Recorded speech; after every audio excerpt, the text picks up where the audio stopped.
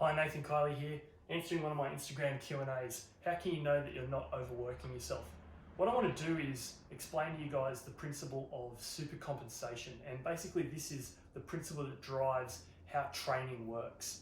So what we've got is our performance and time curve, okay? So on the vertical axis here, we've got our ability to perform, and that could be any given sporting or physical task. Along the bottom, we've got time. In this example, we've just got the days of the week. This is a really good example because the curve is now set to the correct scale.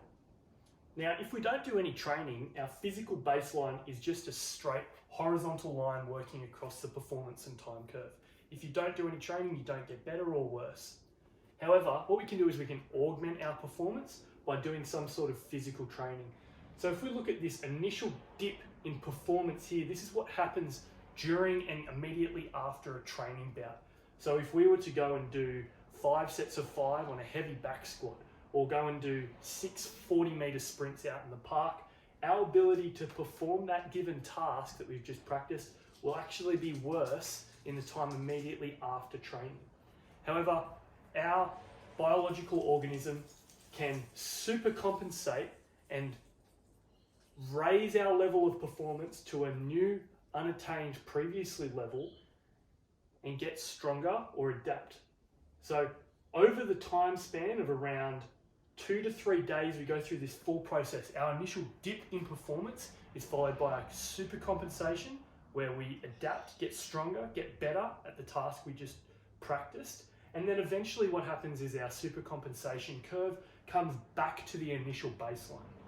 And this is why if you were to just go and do one workout by itself, that wouldn't make you necessarily better at a task, because eventually you'll just come back to baseline.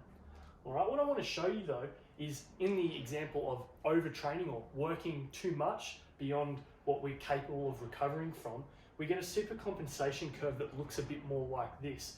Okay, so what happens is we have our initial dip in performance following training, and instead of giving our body enough of a window to adapt and get stronger and better, we train again, and that's where this second dip is happening on our supercompensation curve, and we're getting even worse again, okay?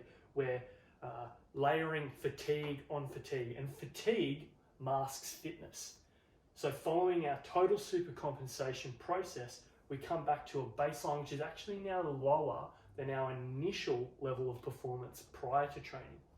This is overtraining. This is doing too much too frequently and not allowing our body sufficient time to rebuild itself and get better. However, what we can do is try and hit the sweet spot at the top of the supercompensation curve and input another training dose at this time point here.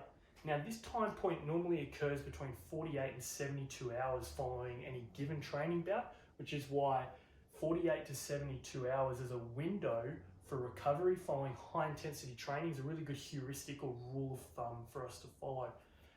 We hit this spot with a second bout of training. We go through that adaptation recovery process again, and our baseline is now at a level that was higher than our initial baseline was to begin with. This is good training. This is following that training process, following a good training plan, and building through consistent sessions. Ideally, long-term, a really well-designed and well-implemented and well-followed training program will create a trend line that builds over time, and our level of performance throughout a consistent long period will gradually build and build and build, okay? And this is good training. However, this inverse can happen as well. If we continue to have training bouts like this example here, this curve would in fact end up starting, well, wherever our initial baseline is, will actually start to work down and away, and performance becomes worse over time. And in fact, even worse than a dip in performance, you actually increase your likelihood of overuse injuries in this time frame as well, where we're layering high intensity training on high intensity training. Eventually something's got to give, and it's normally your body that breaks down. So on the back of now understanding this supercompensation and training process curve, how often do you think you need to be training to make sure that you're not going to overwork yourself? Like I said before, that example of 48 to 72 hours as a window for adaptation is a great rule of thumb that we should be trying to follow as often as possible.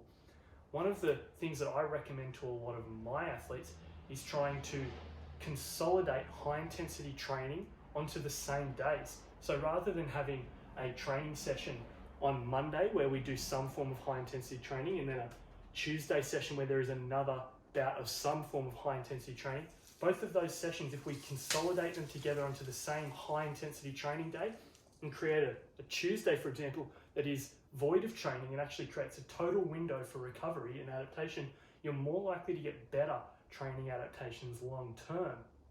Now, this concept was first popularized by a famous sprint coach called Charlie Francis, and he called this the high-low training model. So we consolidate high intensity training together on high days, and then we consolidate low intensity recovery type training onto low days, and we alternate between those two training day types. This creates a really nice balance to the training week, opening up time for you to rest and recover, build yourself up and get better and stronger, but also getting those really good bouts and doses of high intensity training still completed throughout the training week.